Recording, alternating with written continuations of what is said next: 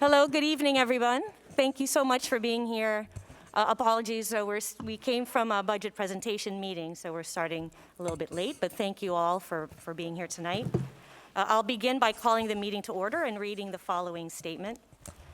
In accordance with the state's Sunshine Law, adequate notice of this meeting was provided by sending a notice of the time, date, location, and to the extent known, the agenda of this meeting on January 10th, 2022, and April 22nd, 2022, to the Home News Tribune and the Times, posted on the district website, placed in the board office and in each of the district schools, and sent to Plainsboro and West Windsor public libraries and Plainsboro and West Windsor township clerks.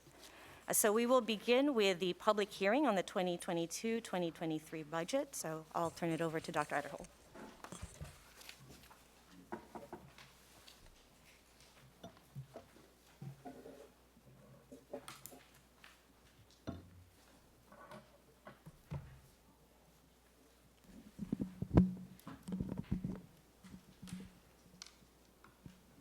Good evening, members of the Board of Education, members of the community that are here this evening. I know we have some members of the community here this evening that are not here for a budget presentation, but this is our annual hearing on the budget. So just from a process perspective, the way the evening goes, there's a presentation to the board on the budget, then there's an opportunity for public comment specific to the budget, then there is a vote on the budget, and then there's public comments by both the board president and myself, and then there's a first opportunity for public comment on any topic for the members of the community. So the first opportunity for public comment is specific to the budget, for the budget hearing. Then again, there will be a first opportunity for all other matters. So I know some of you are not here for this reason. I would guess that no one's here for this reason. But that being said, as a district, we ground ourselves each year in the budget in our mission statement to building upon our tradition of excellence. The mission of West Windsor-Plainsboro Regional School District is to empower all learners to thoughtfully contribute to a diverse and changing world with confidence, strength of character, and love of learning. And we use this mission to ground ourselves as we talk about our mission statement, as our budget as a reflection of our values. So when we talk about a school budgets are very different than a household budget. We have a fixed time period in which we can make decisions for a one-time budget process, and then if anything else happens throughout that year, we have to figure it out from within the existing budget that's been approved. So it's a planning tool. It has to consider contingencies. We have to manage risk throughout that. So if we have any time of one-time expenditures or one-time costs or a pandemic, we have to figure it out from within the existing budget. We must be fiscally responsible to our taxpayers. We talk about it as a reflection of our values. And again, because we don't have a district credit card, we have to think about safeguards and buffers so that if there ever is some unanticipated costs, that we're able to manage the budget within, or those expenditures within the operational budget. Now, anything that doesn't get spent within a budget cycle goes back to the taxpayers in what's called excess surplus. Excess surplus can be placed in two places. It can go back to a subsequent budget to help build the fund balance for a future budget, or it can go to capital reserve dollars. From a budget process and timelines perspective, next year's, or the 23-24 budget process will start as early as the next finance committee meeting. So we go through a process of reviewing our budgets. Budgets are multi-year processes. As you think about negotiations and a negotiated settlement with an administrative association or a service association or an education association, those have impacts over multiple budget cycles. So we have to think of budgeting through a multi-year process. The state outlines a budget timeline, and the biggest one becomes in March when we first have, it's usually late February, but it's been pushed to March the last couple of years, the governor's address, and then within 2 days of the governor's address, we then receive our state aid numbers. We then have a certain amount of time to submit our adopted and final preliminary budget to the county superintendent for their review and approval. Once we have the preliminary budget submitted, we then wait for feedback from the county office. Once that is, we're then allowed to advertise the public budget which was done a week and a half ago or so. And then this evening, we have the public hearing for the adoption of the final budget. I want to say thank you to our finance department under the guiding leadership of Dr. Russo, Derek Mead, our comptroller, Lou Brotman, and other members of the team, as they've received now 13 consecutive years of the Certificate of Excellence by the Association of School Business Officials. And also, they've received 7 consecutive years of the meritorious budget, and that's only because we've applied for 7 consecutive years. So congratulations to their team and their staff and all our budget managers for the work that they do. Now, each year, a budget has certain drivers. Our salary increases are contractual in nature. Healthcare costs are always challenging. This year, though, we have a $0 increase in our healthcare costs because as we went to self-insurance, we were able to find some savings for the community this year. So we were able to manage without increasing costs to healthcare. Transportation, though, as you can imagine, with the cost of fuel, the shortages of drivers, and the challenges with inflation, we're seeing exorbitant costs in transportation renewals. And our transportation budget's around $14 million. And if we anticipate a 10% rate renewal, you're looking at a $1.4 million increase to transportation. Salaries increases are at 2.2. So just in those 2 categories alone, represents almost our entire general fund budget increase. Each year we see cost increases in special services for a variety of factors, but majority is out-of-district tuition.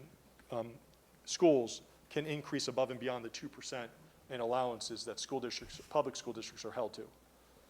We also have capital projects and technology costs and just staffing needs. Some additional staffing is built into this year's budget, what I'll talk about on a subsequent slide. All things occurring there, we have to figure out a way to make all that happening with the confines of the existing budget or by making modifications in the budget that we have today with additional funding.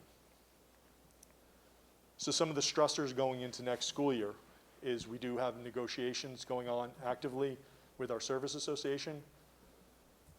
Again, because of the New Jersey Educator Healthcare Plan, why we don't see any dollars increased for the rise of cost, the contributions of our members has changed because of a bill that Senator Sweeney at the time had negotiated with the NJEA and then ultimately adopted by the legislature and the governor.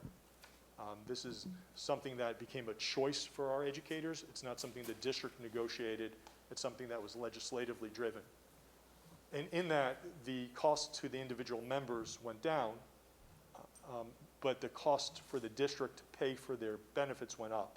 So while we have 0 cost increase, we are paying a higher and higher share of healthcare costs. Again, we also have some staffing needs with programmatic growth in our special education department, specifically BCBAs and instructional aides, special services tuition increase, custodial renewal contracts are helping to drive some of the cost, and again, transportation with the route renewals and CPI. And CPI is the consumer price index, but transportation CPI is set by the state, and it's below 2%, but inflation that we're all facing is 7.5% to 8.5%. So if you're a company that owns a transportation industry, your decision you have to make is, do I accept less than 2% on my rates, or do I cancel the contract and rebid?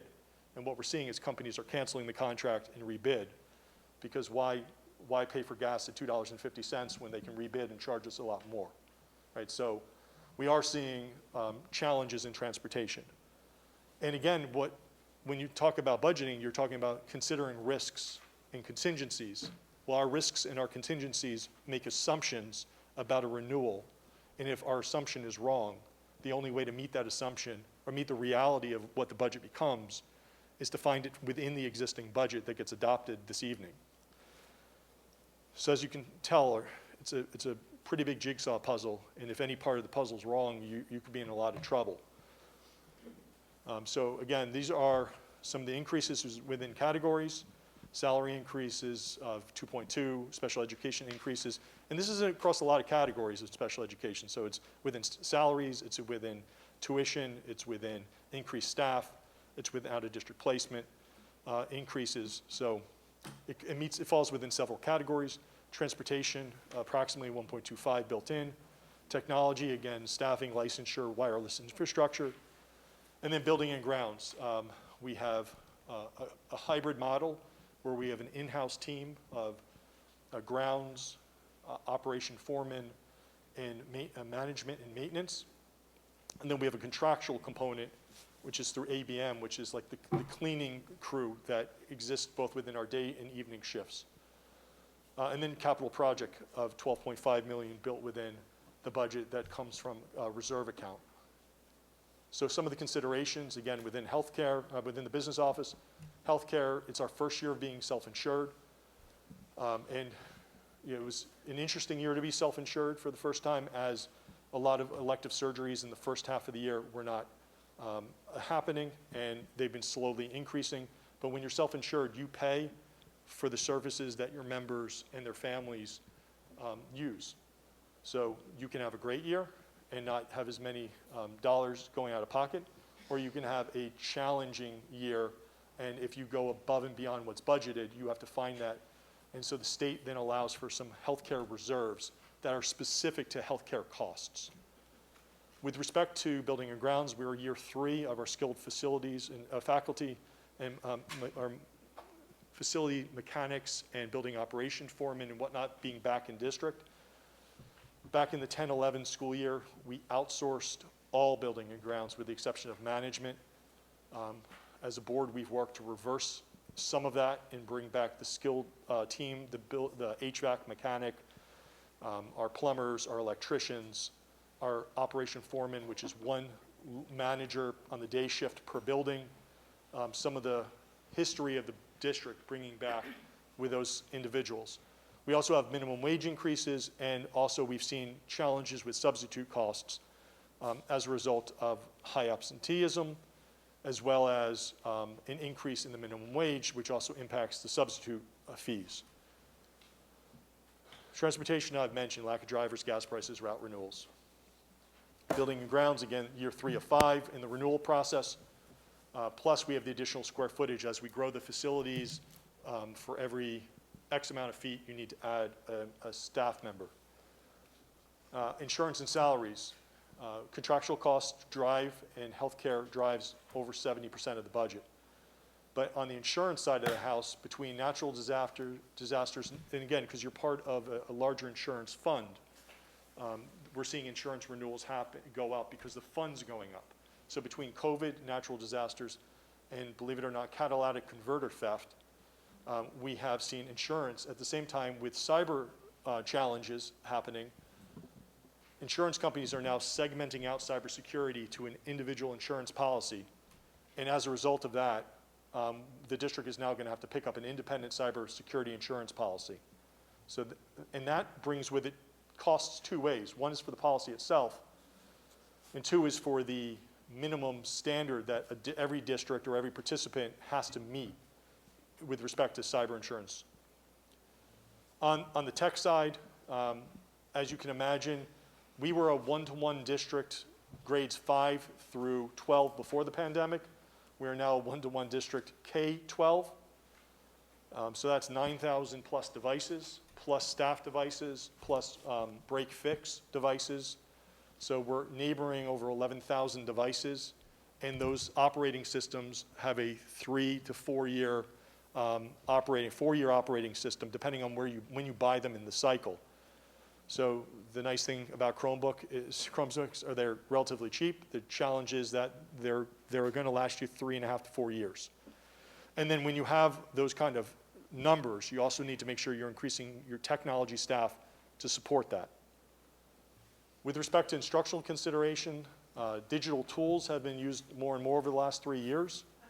Professional development costs, intervention services, and the utilization of federal funds. The challenging with the federal funds is these are one-time monies, sometimes for a 2-year or a 3-year period, but they're one-time monies.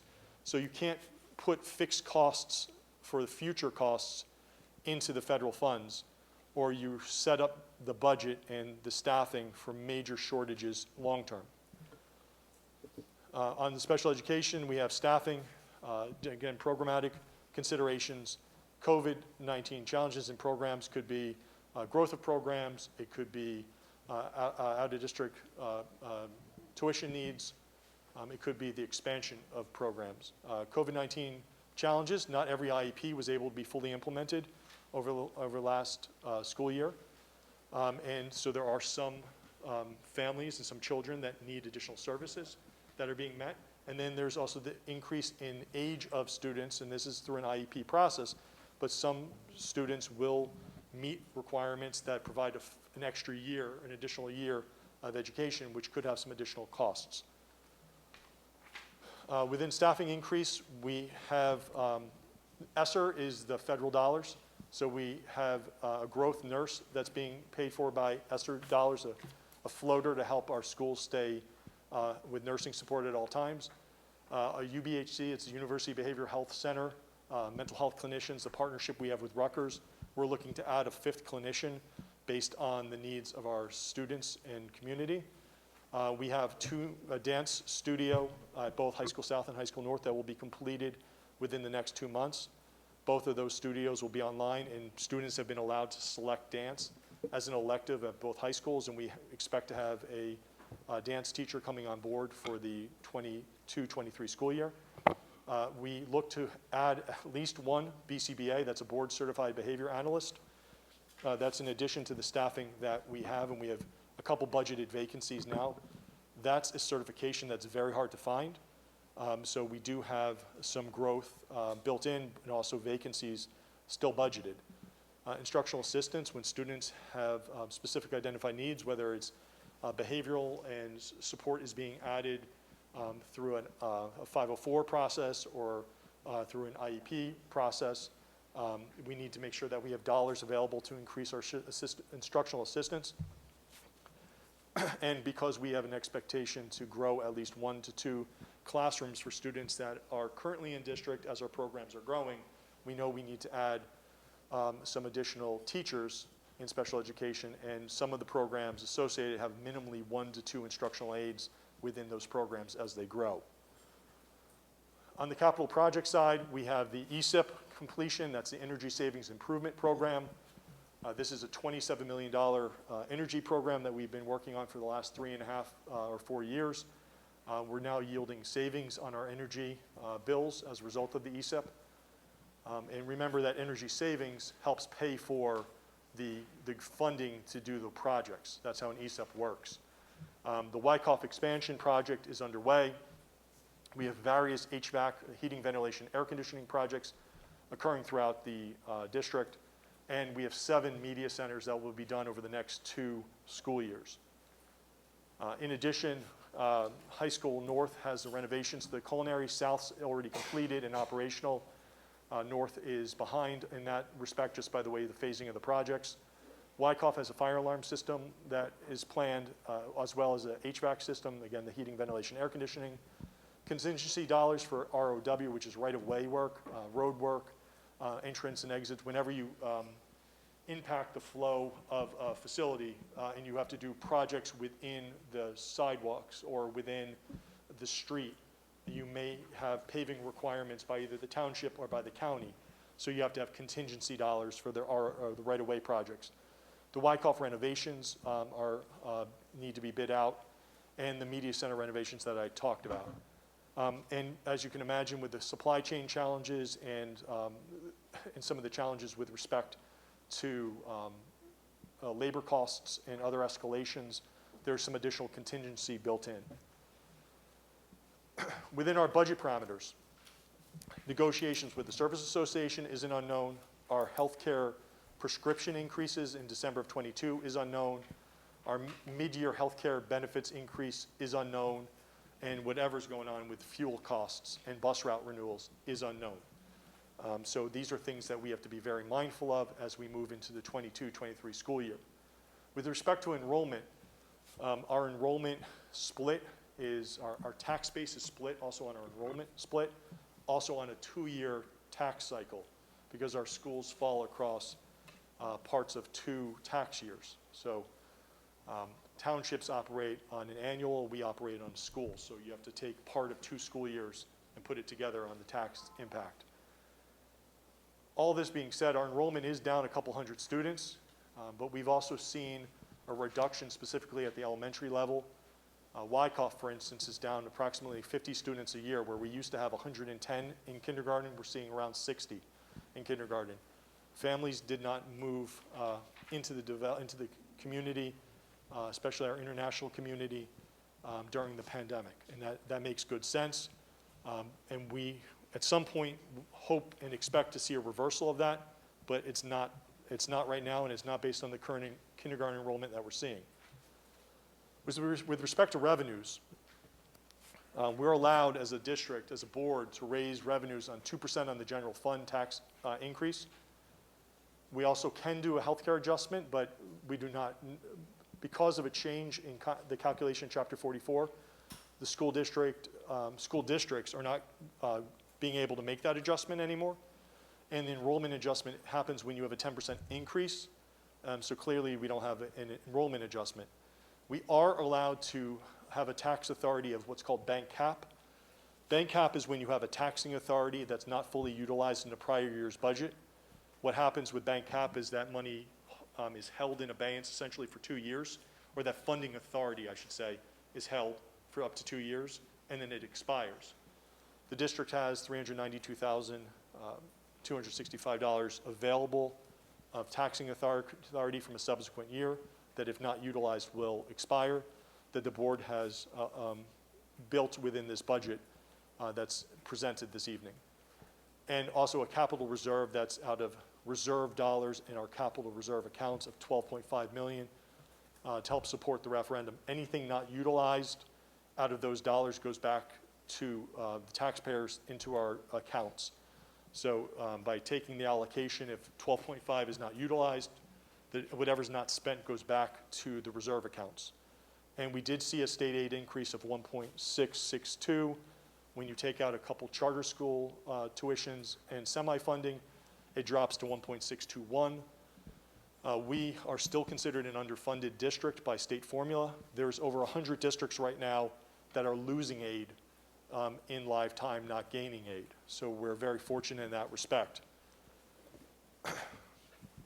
This particular slide says a lot, but I think the area to look is right here. That's the state aid, that's the local tax impact, and that is the 2.23% on the local fund. That is the increase. The net total budget increase is at the bottom of 3.56, but that what gets taxed to the local taxpayers is the 2.23. So there's a lot of different ins and outs of dollars that comes into play to get to the larger 3.56, but the tax base is based on the local fair share, the local tax funds of the 2.23. From a tax impact standpoint, Plainsboro had valuation decrease of $35 million, which had an impact on the average assessed property value and the increase of 4.7 cents per $100 of assessed value.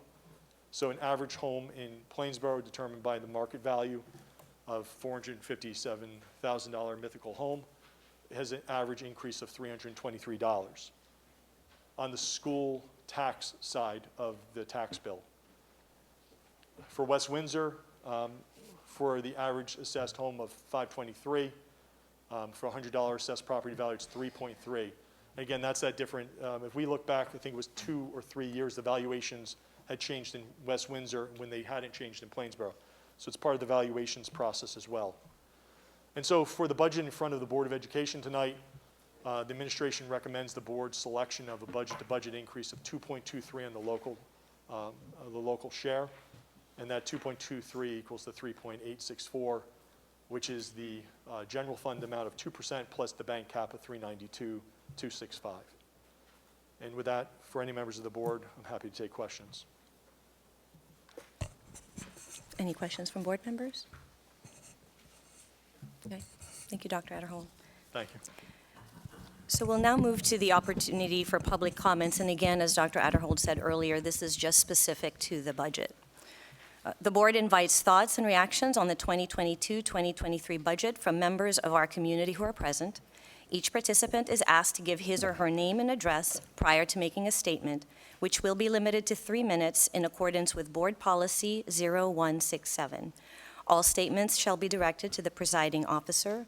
This public comment period shall be limited to 60 minutes. Good evening. My name is Denise Dwyer, and I'm a resident of West Windsor.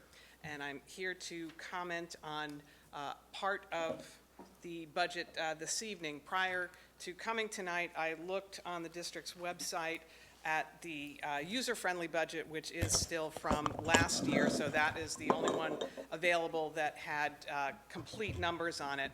And I would urge the Board of Ed, as they are considering the budget, to remember that the Individuals with Disabilities Education Act, which other people are here to talk to the board about later, is a spending bill. The numbers that the district received in revenue last year for special education included $8.7 million from the state categorical special education aid, as well as $1.6 million in IDEA funds, Part B.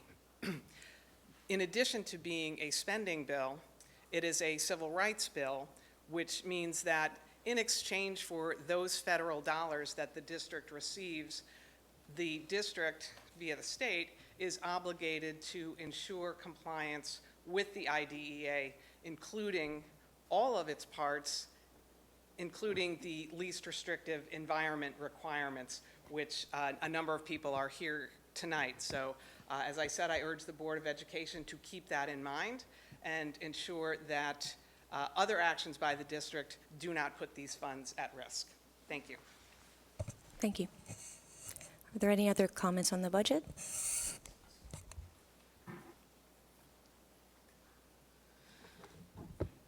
Veronica Mina, 41 Galston Drive. While I was listening to the presentation, I could not disregard the fact that Mr. Adderhall was talking about increasing salaries, increasing transportation, staffing needs, but he is not pointing out that also today the BOE will be asked to vote on sending $7.3 million to the capital reserves to pay for the debt, or $3.5 million to pay also for the debt. We already have $17.5 million in capital reserves. In addition, the administration is asking for the BOE to spend another $11 million for capital reserves, in addition to the $12.5 million that is being sent on capital reserves. It is very clear that the money is there, that we already are being taxed way too much, that absolutely pays for the salaries, pays for the transportation, and pays for the staffing needs. The other thing that I am really concerned is that Mr. Adderhall pointed out that a fifth clinician is needed based on the students and the community needs. However, the students are, the enrollment is down. Mr. Adderhall said that the student enrollment was down only a couple of hundreds. Since 2013, when Mr. Adderhall took the superintendent position, the student enrollment has been down 800 students, not only a couple of hundred. There was more students when Victoria Neal was superintendent in all WWP, and there was no need for expansion or referendum. However, now there seems to, we are all stuck, all meaning all West Windsor and all Plainsboro, because we are in this together, unfortunately, paying for a referendum when we have less students in our school district. The other thing that I don't understand is that the bank cap that is not eligible or may or not be eligible next year is $392,000. And in the previous presentation, Mr. Adderhall said that he just wanted to raise that just to have it just because. So I am really very confused why we need to raise the bank cap when we are already sending over $11 million to capital reserves. Thank you. Thank you. Are there any other comments regarding the budget?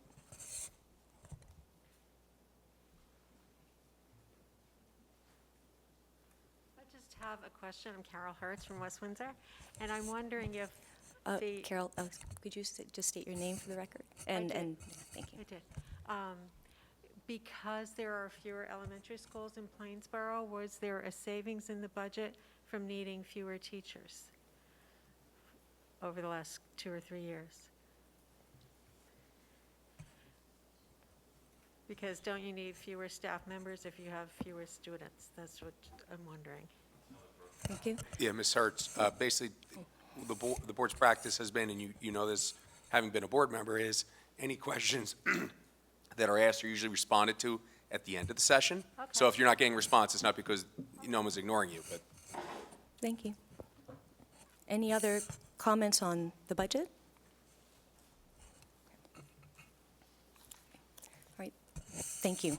All right, so now, we'll now close the public comment portion for the budget, and we'll move to the approval of the 2022-2023 budget. Can I get a motion to approve the 2022-2023 budget? Louisa Graylin? Any questions or comments? Okay, we'll start with Ms. Bonso. Yes. Ms. Cheniera, Yes. Ms. Ho, Yes. Ms. Krug, Yes. Ms. Maliga, Yes. Ms. Shetty, Yes. Ms. Dovich, Yes. Ms. McEwen, Yes. Ms. Juliana. Yes. All right, well, so we will now adjourn the public hearing on the 2022-2023 budget, and we will go to our regular meeting. So I do want to just start by making a few comments. Again, good evening, everyone, and welcome to this meeting, and thank you again very much for coming out and being here tonight. As most of you know, an email was sent out yesterday about a program that I believe many of you are here to make comments on tonight, and I know Dr. Adderhold will address that. But before I turn it over to him, I wanted to just start with some quick comments. First, I know we have a number of people here who may not have been to board meetings before, so I just want to really quickly explain how the board meetings work, and I think you already saw a little bit of that, and some of it was already explained. But again, board meetings are meant to conduct board business and are generally comprised of presentations like the one that you just saw to the board, and then the voting portion of our meetings. If the public wants to address the board or raise any concerns to the board, those are done through the public comment portions of the meeting, and there are two of them, one at the beginning and one at the end of the meeting. Each person can speak for up to 3 minutes, can only speak once during each public comment portion of the meeting, and can't assign their time to someone else. Also, while there's no requirement to respond to comments or questions raised during the meeting today, we just want to let you know that we are listening, and a response may be provided either during this meeting or at a later time. I do want to just say, first of all, thank you to all of our parents and WWP community who reached out to us to respectfully advocate and provide their feedback and comments. We appreciate the advocacy and the time that you all took to raise your concerns. So I just wanted to say thank you to all the parents and community members for that. I also want to say thank you to our special services team, the administration and Dr. Adderhold, for the incredible amount of time and effort that you've all put in, not only in coming up with the proposed program, but also for the countless hours that you all spent reaching out to individual families to directly respond to their questions and concerns. So your deep commitment and dedication to the special education community and your tireless efforts to show that have been greatly appreciated, so I want to thank you for that as well. And finally, I want to thank all the members of our special services teams, including all of our special education teachers and instructional assistants, all the members of our child study teams, for your deep commitment and dedication as well to our children. I know there have been some communications circulating that have painted our special services teams as somehow not having the best intentions for our students in the actions that they take. While it has been clear, and we respect, that there is a big difference of opinion in how our programming needs should be met, any characterization of our special services teams as having any ill intent or anything other than a sincere desire to help our children is unfair and wholly inaccurate. So on behalf of the board, I just want to thank all the members of our special services team who've dedicated their careers and their daily lives to nurturing and caring for our children. So again, thank you to all of you. And I will turn it over to Dr. Adderhold for your comments. Thank you, Ms. Juliana. Appreciate the comments. I know our staff does. So to members of our community and to our members of our community that are here this evening in the room with us, and to those that are watching online, we have a proud commitment to meeting the needs of all of our students along a continuum of programming. And we've worked hard to build programming for all student populations over time. That commitment to meeting those programmatic needs continues. And the district will ensure that no student-identified program is segregated.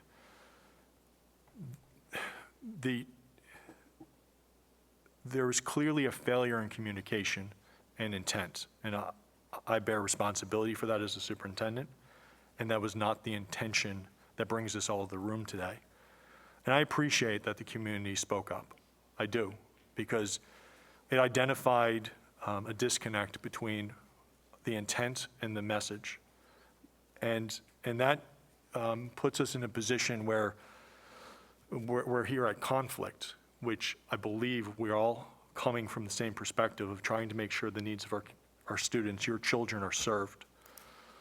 The Special Education Services team that's sitting against the side of the room cares deeply about your children and came to us from a point of advocacy from the very concerns of the staff members that serve the needs of your children, that we're saying that we can do different and we should do different and we can build better program and we need more support and we need more assistance.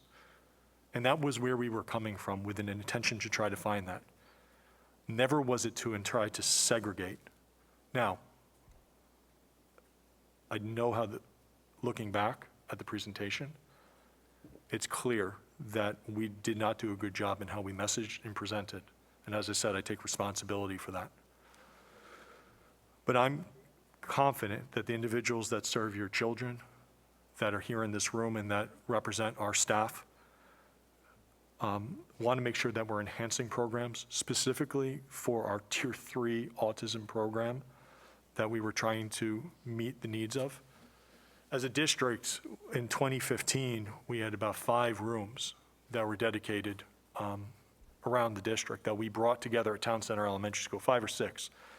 And then when we did the realignment here, when this building opened and Millstone River had the 3rd grade from Town Center move over, and we used the space at Town Center by moving 3rd grade out to bring our autism programming in one building. It was on this idea of a continuum of services, with the idea that we could build a better program. And if you look at our out-of-district placements over time, we've decreased because students that used to have a programmatic need would be sent in days gone by out of district. We're now able to meet their needs in district. And we believe that that was at the betterment for the families and the children within our community.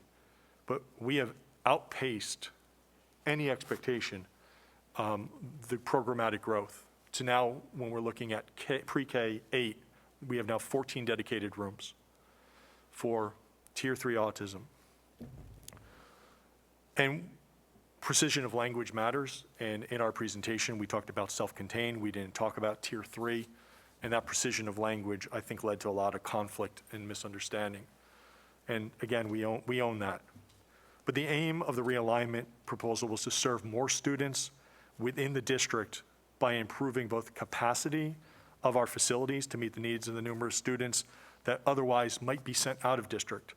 So we're at a challenge as we have decreasing enrollment in some places, we have increasing student needs in other places.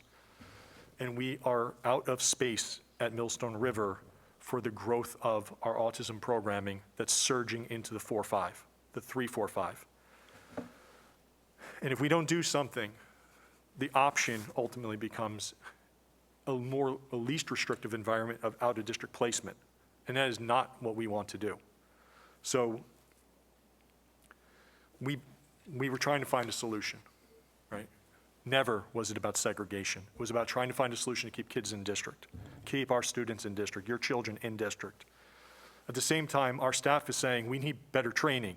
We need more aligned services. We need improved consistency of instruction. We need more instructional support. We need to minimize transitions. We need, and we're hearing this from our staff, and we're trying to hear from them as well and try to find ways to build program. So we have better deployment, better training, better utilization of facility. Never was it about segregation. Not every parent is a fan of the district or the programs, right, over time. But there's some that have used this or used the change in program over time, and there's been a disconnect. And we didn't do a good job talking about the change in program over time. And again, we own that. We appreciate the input that we've received. We've made the recommendation to withdraw the recommendation. And both Town Center and Wyckoff will remain as is going into next school year. All that's true. But the programmatic challenges of space, support, training, meeting needs of students, meeting needs of staff remain. And we're going to have to work to come up with solutions moving forward. Otherwise, what we're going to see is students that have now benefited, I believe benefited from having in-district instruction with staff that care about them in the proximity of their home community will end up in out-of-district placements because we don't have space, but we do have space. It's just that we're holding it for future kids that don't exist, versus your children that are here today. We just have to figure out how to use the space differently. And so we're revoking the recommendation, but the challenge is still there. And so we're going to have to find a solution. It's clearly not going to be now. And I respect the advocacy, and I respect why the voices were raised. But please know it came from a good place, not because we're trying to segregate children and devoid opportunities for inclusionary opportunities, or that we're trying to break some kind of federal or state law. Farthest from the truth. We're trying to find ways to meet students' needs on a continuum of programming in district. The proposal we brought forward wasn't appropriate and needed to be stopped. I respect that. But we still need to do something for the future, or we're going to find a pathway towards out-of-district programming that none of us want. With that, I'll end my comments. Thank you. Thank you, Dr. Adderholm. We'll now turn. The next on our agenda is student representative reports. So do we have any from the student reps?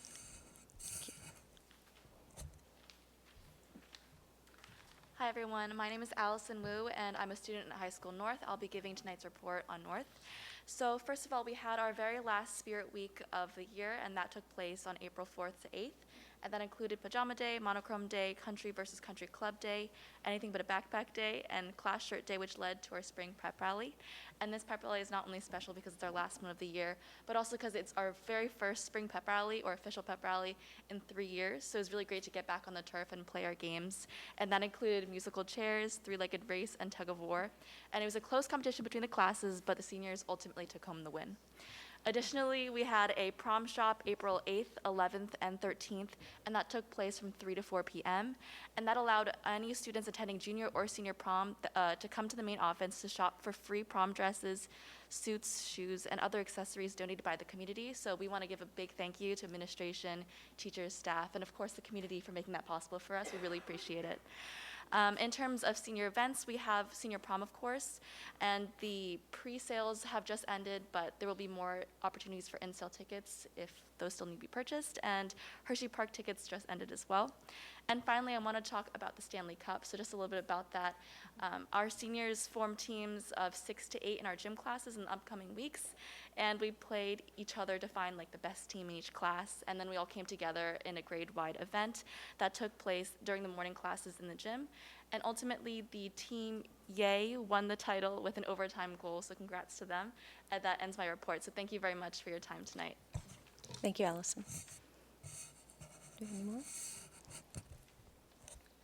Good evening, everyone. My name is Edward Lee, and I'm the other student representative from High School North. So I'm just going to talk about some of the club updates. So Interact Club recently held their Ukraine for Ukraine event on April 10th. So during this event, students made origami peace cranes in the media center during lunch. and the donation for the paper was $1 per sheet, and this money ultimately went towards supporting Ukrainian refugees. Regarding the North Boys Golf Team, I just want to congratulate Jerry Liu, Ethan Trin, Jaizal Yadav, and Krish Korpal, who won the Swing Against Hunger Tee-Off Classic Golf Tournament at Princeton Meadows on Monday, April 11th. High School North's National Honor Society will be hosting a spring car wash on Saturday, April 30th from 1 to 3 p.m. in High School North's faculty parking lot. And this car wash is free, so if you guys all have time, we would strongly encourage you to attend. And we are also accepting donations for future events and for the future class of NHS. So yeah, we hope to see you there. And lastly, the boys varsity tennis team is currently competing in the Mercer County Tennis Tournament. And after playing the first round yesterday, North is currently tied in first place, so that's great news. And the second round will be taking place tomorrow, so good luck to all our tennis players. That concludes my report for the night, and thank you all for your time. Thank you, Edward. Do we have a report from High School South? No. Okay. All right. Thank you. Thank you. Thank you both for coming out. Appreciate it. All right. So I'll now turn to the first opportunity for public comments. The board invites thoughts and reactions on agenda items and items of concern from members of our community who are present. Each participant is asked to give his or her name and address prior to making a statement, which will be limited to 3 minutes in accordance with Board Policy 0167. All statements shall be directed to the presiding officer. This public comment period shall be limited to 60 minutes. Do we have any public comments?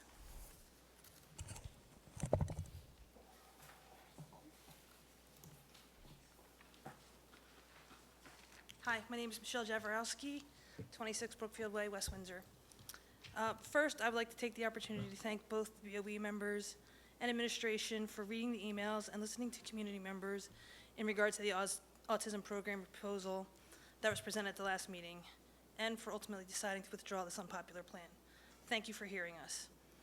I do disagree, though, and find it disingenuous to imply that there was a misunderstanding of the plan by the community, that we didn't get it. Instead, with all due respect, I would ask for some self-reflection that the presentation felt rushed, the messaging was unclear and really not up to WWP standards. It contained many inconsistencies and contradictions. It was vague and lacked detail, and many of the points just didn't make sense. That being said, I know we can do better.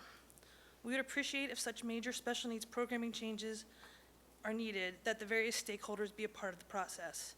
So along with administration, that means families of special needs children, special education teachers, general education teachers, students, other parents, and maybe even some outside experts. Personally, I would so much prefer to be part of the solution rather than part of the problem. Lastly, I would also like to advocate for more inclusivity. It is true that our students are integrated into several of the district schools, but on many occasions, that's where it stops. We would like to have the existing and any new special ed programming push for greater inclusion. We should look to other districts like Princeton, Hopewell, and others to see how they are doing it. There are chances now to do this, and both our special needs and general education students are currently missing out on some potentially meaningful experiences and friendships. I would welcome the opportunity to sit on a committee or attend meetings to come up with some initiatives and ways to promote this greater inclusivity.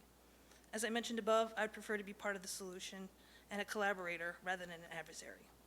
At the end of the day, we all want the same thing, for our kids to be happy and productive members of their community and to be accepted for the unique individuals that they are. Thank you. Thank you.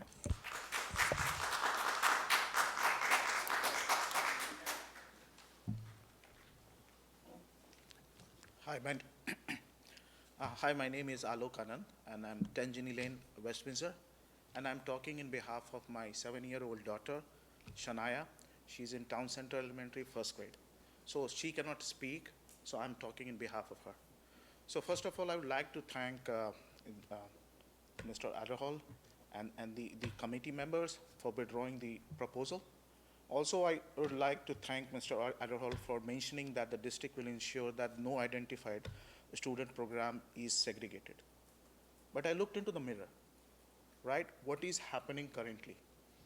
And I will give you a specific example from my daughter's, what is happening with my daughter, that the program is segregated, that will show it's segregated, it's discriminatory, it's restrictive, and it's not inclusive. First of all, Shania goes to Town Center Elementary, where the kids from the general education streams are also there. They go and have a lunch together in the same room. But special need kids, they are not allowed to sit with the general kids. They sit in a separate table. Just imagine like any special need kid here, they are not allowed to sit here. Probably you tell them to go sit in a corner. Isn't this a discrimination, segregation? Second point I want to mention is, they go to the same school, Town Center Elementary. They go to the game, they have the game classes, right? Sports classes, but they do not interact. Can you tell me, like, is there a single program where the kids are, both the general education kids and the special need kids are in the same program? Third, why we are sending this kid? This is a very esteemed West Windsor School District. It's known nationally. Not only leave alone in New Jersey, it's known nationally that one of the best school districts, right? Special needs kids do not get the similar academic and teaching goals as the general ed kid. Let me tell you experience from my daughter. She joined this program 3 years ago. She was about 4 years old. At that time, she knew uppercase, and I'm talking specific example, uppercase ABCD and 1 to 20 number, right? After 3 years, not a single academic goal is added in her IEP. In March, after my repeated request, several times I sent them an email to the school special education group, case manager and everything. That IEP meeting happened. I requested them to add this thing. After my repeated request, what was added is to small case letters. So If you could just wrap up, thank you. yeah, so I will just wrap up with one more thing. So the other thing is, just was mentioned that in Princeton, Hopewell, and other places, the kids go to the school. Sir, excuse me, I'm sorry, the 3 minutes are up, but you have the second public comment if you want to finish your thought then. Okay. Thank you. Thank you. By the way, I have sent this to all the committee members through this email, so please respond to my email. Thank you.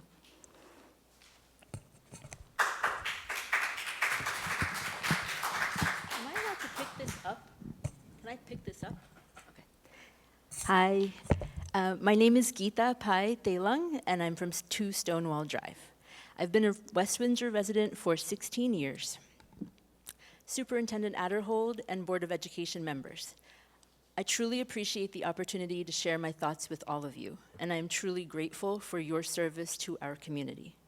Before I begin, in the spirit of inclusivity, I brought some Indian chai tea, compliments of Kochi Indian cuisine, outside, so please, everybody help yourself, it's outside. I also have 8 signed copies for folks here and signed copies for all of you of High School North alumnus Alex Bronze's book called An Autism Point of View.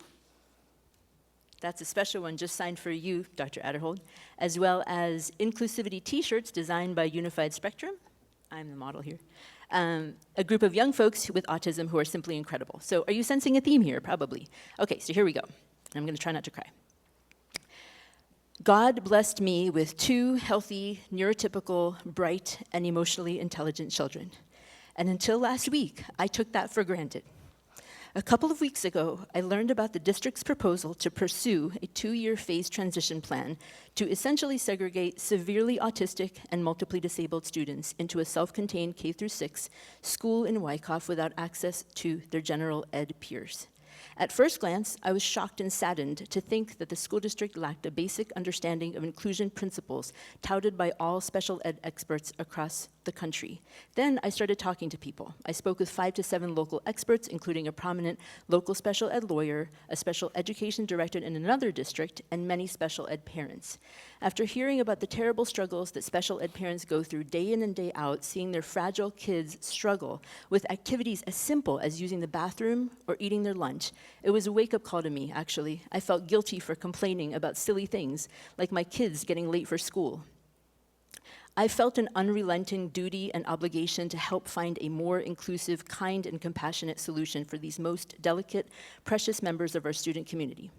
Superintendent and Board of Education members, I sincerely thank you for withdrawing the Wyckoff proposal yesterday. I'm encouraged and grateful that you do respect the views of parents and experts, and that you now understand that this proposal did violate the true intent of the Individuals with Disability Acts, even though it was not intentional, as you said. There was no malintent, and I totally understand that. But the intent of inclusion is not to have self-contained classrooms. We don't want more of those. It's actually to enable all students to have some sort of interaction and exposure to neurotypical peers. My children do not have any disabilities. However, I want them to be around folks with disabilities, even the most severe ones, because they're going to be part of our community. They're going to be people that they see, that they work with, and they need to be able to love and embrace those. And I have another comment, so I can do it later, but essentially, I'm an analyst. I was a leader at Capital One. I have formed a committee of experts to help me to refine a high-level analysis that I've put together, and I'm hopeful that you guys will be open to our proposal and recommendations, because I grew up, I was born and raised in America. I was taught that all children are children of God, and they're deserving of love, compassion, patience, and equal rights. Thank you. Thank you. Thank you so much.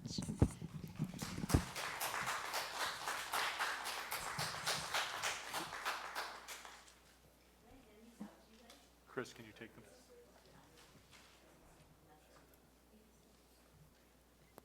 Hi. I'm short and sweet.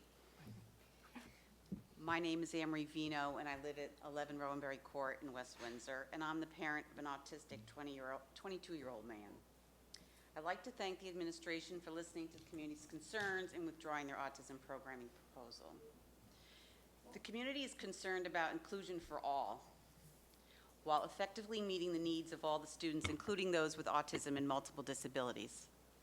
The benefits of inclusive education are not reaped only by students with disabilities. Inclusive education is beneficial to non-disabled students who learn the value of living in a diverse society. As the district already has a vision of equity, I urge you to include a disability stakeholder as part of your DEI team. In addition, I'm requesting that a committee of all stakeholders be formed to create recommendations for inclusion and the special ed program. This should include community leaders, school administrators, teachers, parents, and students, all from both special ed and general ed, as well as Mr. Anthony Jones, the DEI coordinator, and the New Jersey Coalition for Inclusive Education staff, who have successfully navigated this territory with many New Jersey school districts. Thank you. Thank you.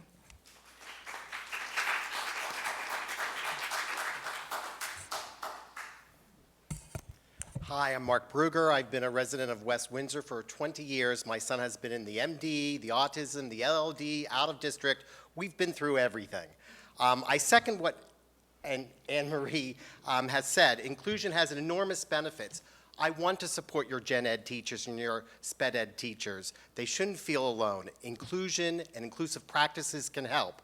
Yet your own sped review said 50% of your sped ed and your gen ed teachers don't use universal design or don't have any faith in their use of universal design for learning. Yes, we want to support them. We want improved outcomes. We know for our MD and autism program there are improved outcomes in inclusion. And I compliment already Melissa, who has expanded LLD inclusion with co-teaching classrooms across the spectrum. That is terrific. But we want this to affect our most severe kids and those that are in MD and autism and other programs as well. We know that it takes a village to support our kids, and you will get help. In the long run, not only will you have improved outcomes, support your community values, you will reduce costs because our kids will grow. Many of our kids, like mine, actually are in a total immersion program, inclusive with neurotypical peers and bosses at this point in his post-grad program. It can happen, but you have to start early. So we want more inclusion, and we ask that you get, like New Jersey Center for Inclusive Education, which will provide you with free technical assistance. They've done this for over 100 school districts in New Jersey. We want you to get some outside help, to look at best practices, to support you. I want to support the faculty. And by the way, we want to educate parents about inclusion too. We have a job to do too. We have to educate our community. When my son goes out to this day, they talk to me when he goes shopping. They don't talk to him. My son is invisible in West Windsor, and that's really sad. It's unfriendly, and he is invisible in this community, except at the Walgreens on Princeton Heights Down Road. That's pretty much the only place they know him, because he gets a lot of medication. We make him do it himself. So we want to help you. We want the community. We want business people. We want to support your teachers. Your teachers cannot do this alone. They need your help as administrators. They need the training, and they need the cultural attitudes, because I know this is hard. It is hard to include kids with behavioral issues. It is hard to include kids who are nonverbal. It's really, really hard. And we're willing to help you. I'm willing to help you. We're all here. We're all in this together. It will lower your costs, and you'll improve some of your morale issues, some of your staffing issues, because it'll be a place that will be known, maybe in 5 years, as that inclusive place for people with disabilities. And your teachers will want to work here, and you will have less recruiting problems. So anyways, we want to help you, and we know it's a long-term solution, and it's tough. That's all I have to say. Thank you very much. Thank you.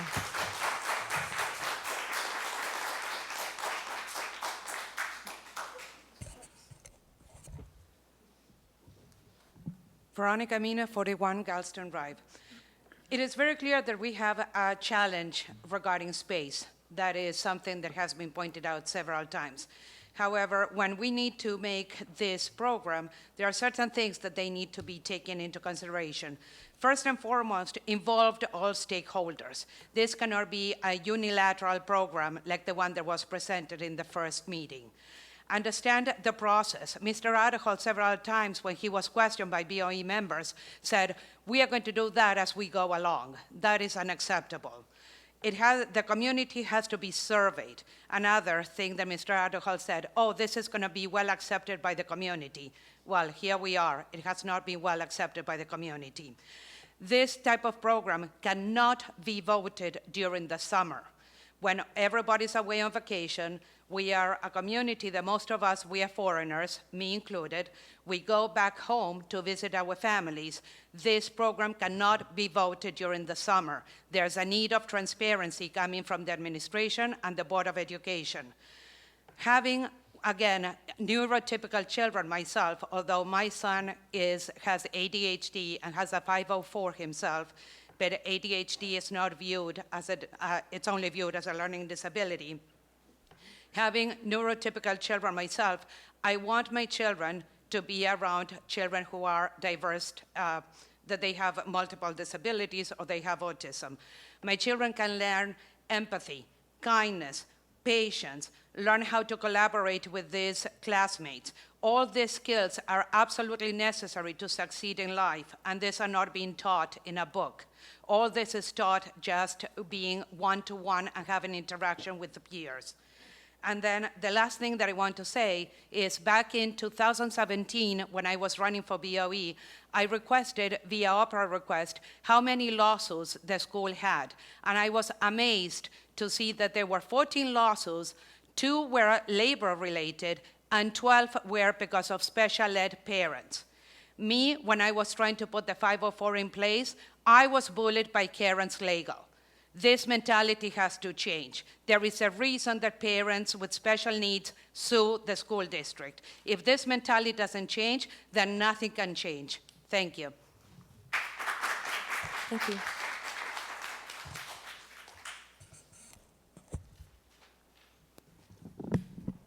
Hi, I'm Paul O'Brien, 31 Prospect, resident in Plainsboro for 25 years. You know, I'm not as informed as many of these parents who are, you know, really involved. You can see by the diverse topics that you all are covering and your involvement. But I want to talk about how I felt, right? How this whole experience made me and my family feel. When I first heard about the proposal, I was shocked. And we know that there was no malicious intent. And the word segregation was used because it's impactful, right? I thought about my daughter's experience and where she is today, and she would not have been impacted by these proposed changes. But if they would have happened a few years ago, she might not be where she is today, you know. And when I received the email yesterday saying that, oh, you know, we've decided not to move forward with this, I was just as angry when I learned that you wanted to do this. I felt that if there was something that I believed in so strongly that I felt would benefit the students of the district, that if I faced opposition and I believed in my stance, I would fight. I would do a better job at my presentation. You did a great job explaining your position, and clearly you showed where your strengths are during your budget presentation. But I gotta say, I feel like I was cheated on. My trust is broken. The way that presentation felt fast-tracked, lack of preparation, you wouldn't have spent 30 seconds in front of the Sharks, that's for sure. It's not what we expect. This is a district of high expectations. And that was not up to our expectations. I don't know how I can feel confident again. You know, I hear that we're going to be including parents in the decisions, that we're going to lean into how we can make these tough decisions together. I hope that happens. I'm just very disappointed. Thank you. Thank you.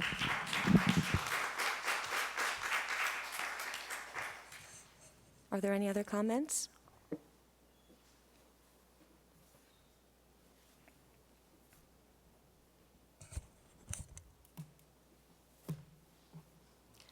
Hi, my name is Kathleen Moriarty. I live at 8 Taunton Court in West Windsor.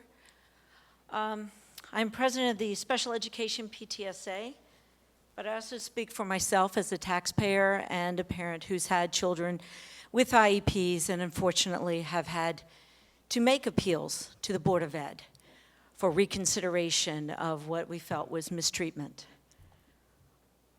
We were here about 6 months ago, right, discussing the program, the special education program review. It wasn't in this building.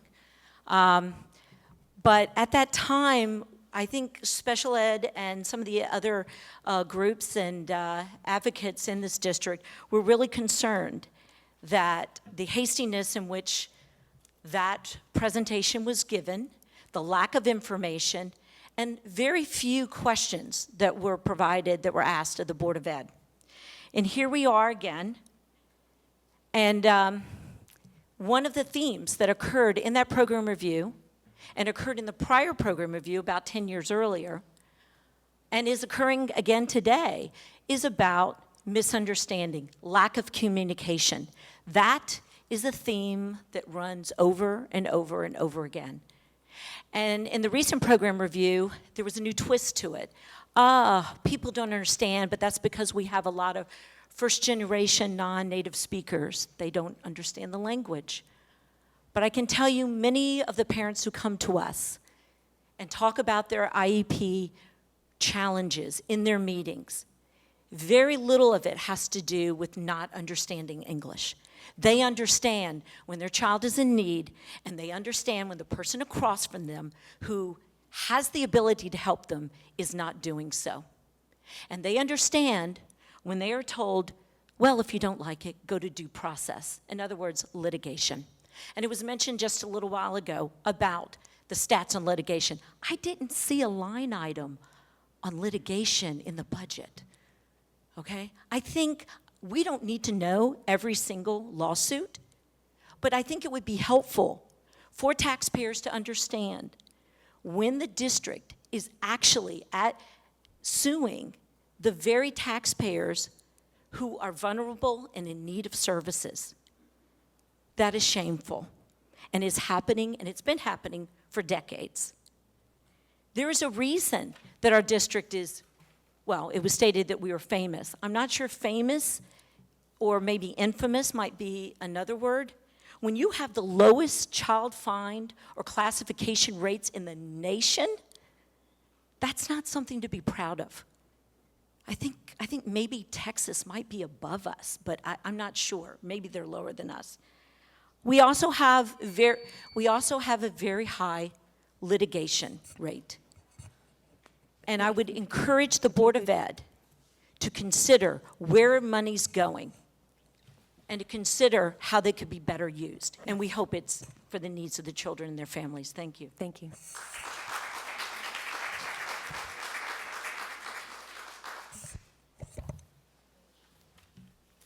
Good evening. I'm Denise Dwyer, and I'm a resident of West Windsor.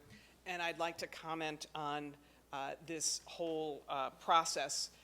I am too glad that the district has agreed to withdraw this proposal.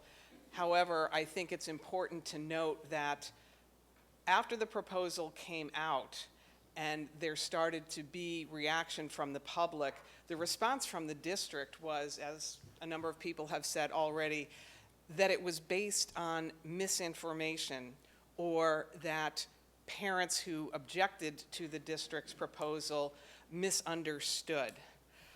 I was not misinformed. I used information strictly from the district's own publications to form my opinions that that proposal was flat out wrong.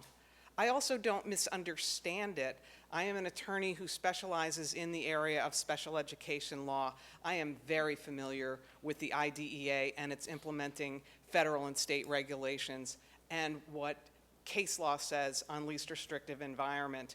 And I find it very troubling that rather than, although the district has expressed thanks for the comments tonight, those comments don't ring true, not follow up on the response, the original response from the district that parents didn't understand and that they were misinformed. So like Michelle urged earlier, I think this is a good opportunity for self-reflection for the district to take a look at how that proposal came to be in the first place, and more importantly, how it was that the district staff that we rely on to be familiar with the laws governing special education missed it by so much what least restrictive environment is supposed to look like, that it includes exposure to typically developing peers, that there are opportunities out there for technical assistance from places like New Jersey Coalition for Inclusive Education that would be voluntary, and then there's opportunities for technical assistance from either the state or the feds when the district fails to comply with least restrictive environment, and that's not what anybody wants. So I think, again, the district needs to take a look at both how they came up with this proposal and, more importantly, how they responded to parents in the first instance when they responded negatively. It was not in a respectful way and seeking to engage in understanding and conversation. Thank you.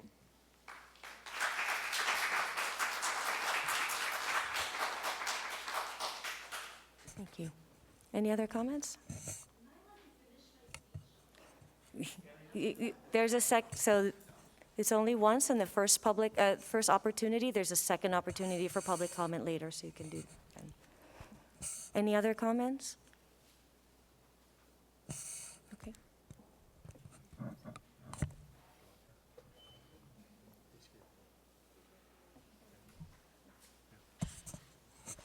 All right, thank you. We'll be closing the public comment portion, and should I ask? So I know we have Eric Harrison here today. I don't know if there's any responses that he can provide to some comments that have been made. Sure. My name's Eric Harrison. I do special education work for the Board of Education.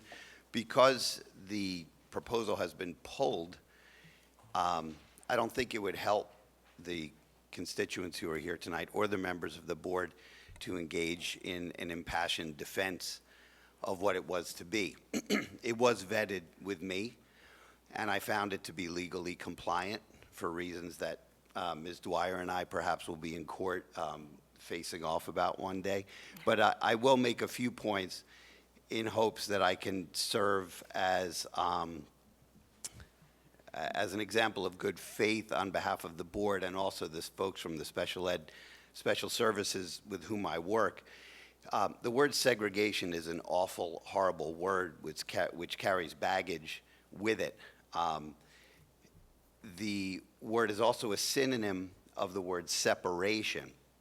The Individuals with Disabilities in Education Act is a federal act which requires that school districts have a full continuum of placements available, and at the more restrictive end of that continuum are self-contained classes.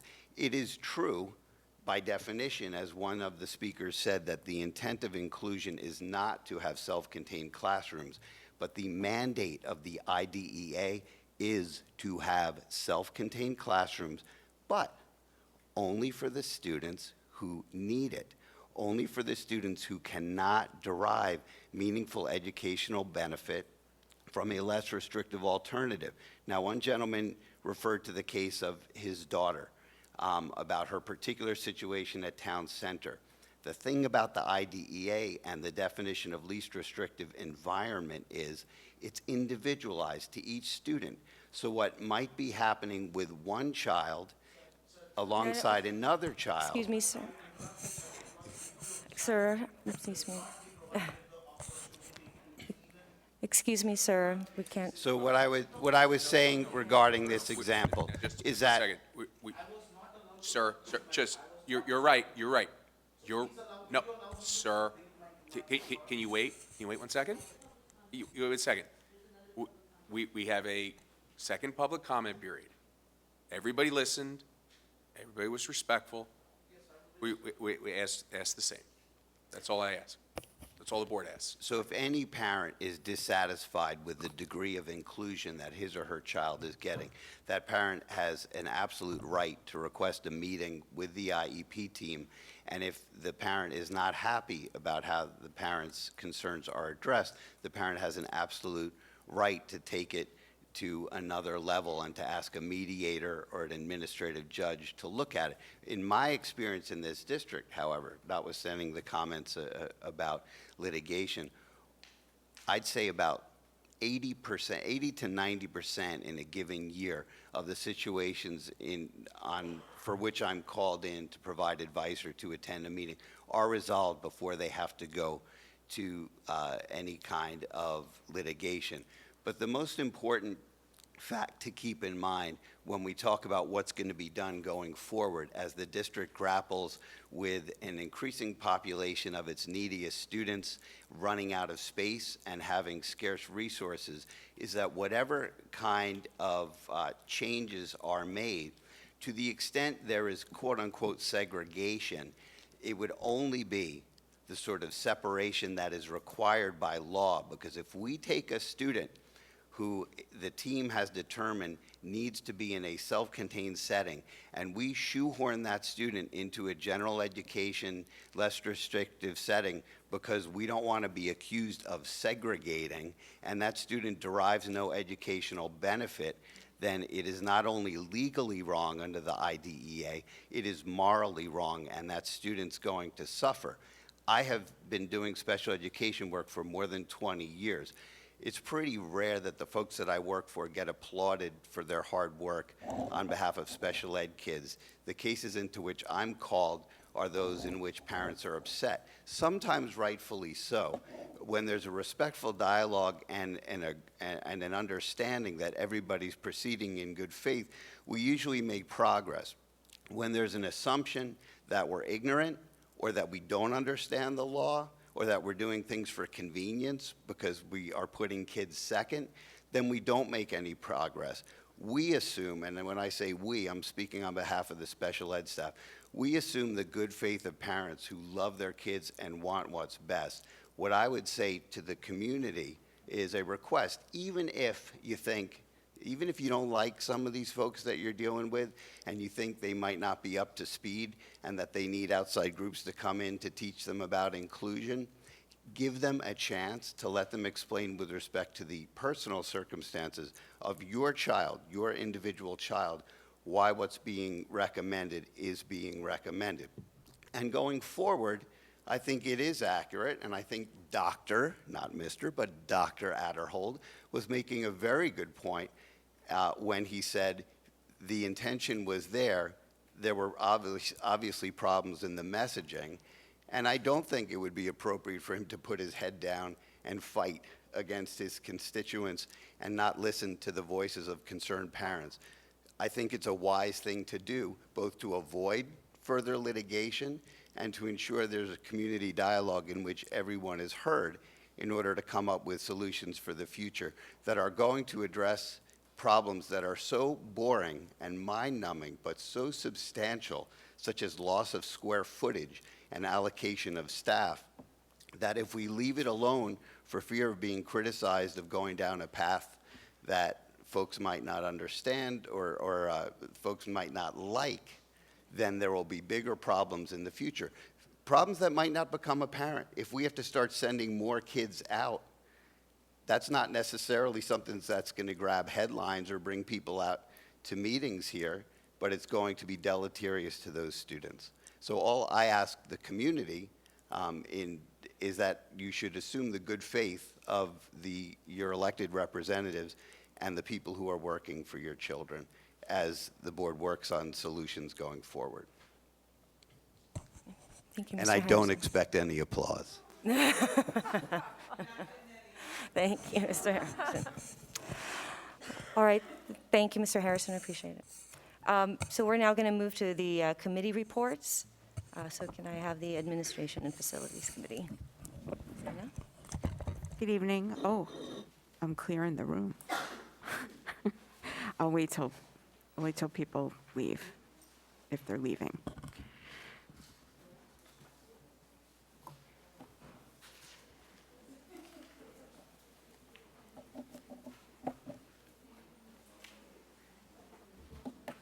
Okay. Okay, the Administration and Facilities Committee met on April 12th. We reviewed the several policies and recommend them for first reading at tonight's board meeting. I'll just wait another. Okay. Okay. There were four. There were high school graduation, anti-hazing, and bias crimes and Excuse me, I'm bias-related sorry, acts. can we? Ms. Krug, Yeah. one second. I'm so sorry. If you're to have a conversation, you mind stepping outside because it's disrupting the presentation. Okay, thank you. Okay. Yeah, I'm going to start from the top, okay? All right, sure, Zena, thank you. So the Administration and Facilities Committee met on April 12th.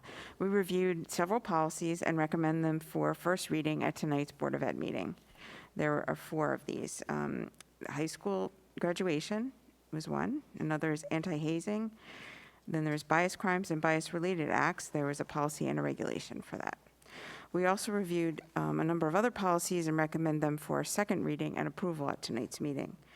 And they are on student surveys, analysis, evaluations, examinations, testing, or treatment, prevention and treatment of sports-related concussions and head injuries, then the regulation related to the one I just mentioned, and then a regulation on additional compensatory special education and related services, a policy on regulation on student assessment, a policy on management of LICE, and a policy on administration of school surveys.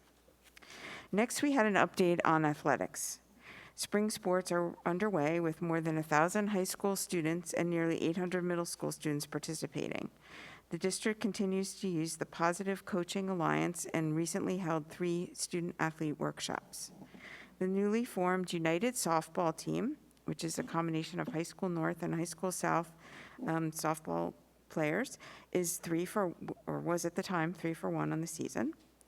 High School South Boys Tennis placed second at the Morristown Classic, and registration for fall high school sports begins on May 10th. Next, we had an update on the referendum projects. There's a final punch list for the HVAC upgrades at High School North and Community Middle School continued to be completed. Masonry work at the High School North Dance Studio is complete, exterior windows are installed, and interior finishes have begun. At High School South, tile work, painting, and ceiling grid installation continues along with other finishes. At Community Middle School, work on the new band room, including ductwork, painting, and light installation has begun. Masonry and foundation work for the Wyckoff addition and renovation continues. Next, we had an update on the district's diversity, equity, and inclusion work. Members of the Diversity, Equity, Inclusion team and school administration met with community stakeholders on March 23rd to get feedback on an equity strategic plan draft. Equity professional development for staff continues with preparations underway to celebrate Asian American and Pacific Islander Heritage Month, as well as Jewish American Heritage Month throughout the month of May.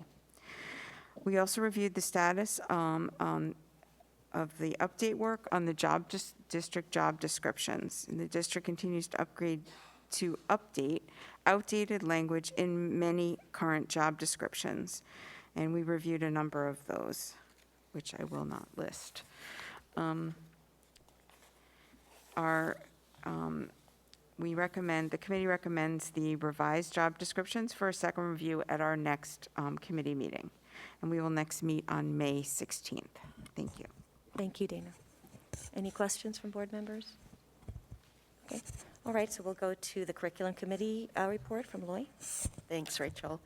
The curriculum committee met on April 12th. We started the meeting with the presentation from Barbara Gould, our Director of Counseling, Health, and Wellness, and Guy Tulp, the principal at Village.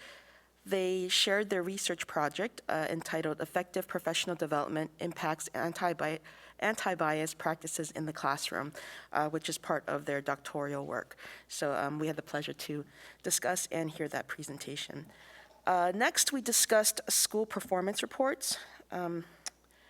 Dr. Nathan shared the now live school performance report for WWP. A link can be found on our district's website. Data is limited on the report due to the pandemic and a lack of state testing. There are several items to be voted on tonight's agenda. First, the curriculum committee recommends the adoption of the textbook AP Calculus AB, AP Calculus BC, and Multivariable Calculus, Calculus for the AP course, 3rd edition, 2020, by Sullivan and Miranda. Dr. Nathan shared the vetting process with the committee, and this publisher was chosen as the main text is aligned perfectly with the AP syllabus. The materials are used in conjunction with the AP classroom provided by the College Board. This text was designed for high school students taking a college-level course, and the students found the materials easier to read and understand. The online materials are user-friendly for both teachers and students. And since the calculus book is only designed for AP courses, the additional multivariable textbook is needed. Next, the curriculum committee recommends approval of disposal of some of the following obsolete items, instructional materials, in accordance with R7 300.1. First, 1,264 books from High School South Media Center, 824 books from Millstone Media Center, and 141 books from Maurice Hawk Media Center. All items meet one or more of the following, which is one, they are so outdated as to no longer serve as worthy instructional tools, or two, are so worn and or damaged as to preclude effective use and economical repair or restoration. So again, the curriculum committee recommends the disposal of those materials. Next, the curriculum committee recommends the approval of the additional of some additional community education summer virtual camps, which include 5 different Hindi language related virtual camps this summer. Next, the committee also recommends approval for the for professional development workshops and travel for 4 administrators to attend Avid Summer Institute Professional Development in Orlando, Florida, from the 27th of June to the 29th at a cost not to exceed $2,254 per person. Also with professional development, it's recommended for a professional development consultant, Marty Chen, to provide a 3-hour virtual workshop during the summer 2022, to dual language immersion teachers and aides, planning for proficiency growth and differentiating for all learners at a cost not to exceed $300. And lastly, the curriculum committee recommends for more professional development, one science teacher to attend a virtual AP Environmental Science Summer Institute course offered through Southern California AP Institute from August 1st through the 5th at a cost of $550, and one administrator to attend a virtual Brand X Educator Youth Coaches course during this summer 2022, at a cost of $795. The curriculum committee next meets on Tuesday, May 17th. Thanks. Any questions? Thank you, Lori. Any questions? Okay. All right, we'll do now the Finance Committee report from Louisa. Okay, the Finance Committee met on April 19th as a virtual meeting. The committee reviewed items on the agenda for approval at tonight's meeting.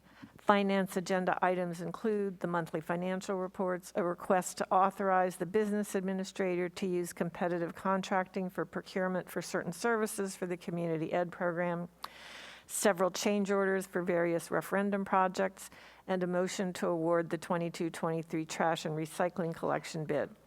Also on the agenda are requests to use an ESC-NJ cooperative bid, an NJ state contract, and a national purchasing cooperative for needed district supplies. Other motions include the disposal of obsolete equipment, approval of transportation routes, and approval of employee professional development. Finally, there is a motion to approve the sale of 3 buses that were replaced this year. Next, staff updated the committee on the 22-23 budget. The public hearing on the 22-23 budget will take place at the April 26 meeting. The budget has been approved to be advertised. Staff updated the committee on various construction activities. For referendum projects at Community and South, fire alarm projects are coming to completion. At Wyckoff, fire alarm design work is ongoing. HVAC upgrades at North and Millstone are at the final commissioning and graphics phase. The data drop and new controls for the North Pool area and gym will be installed during the spring recess. The North Dance Studio is moving along with the underground stormwater system being completed and bathroom fixtures and fire sprinkler system being installed.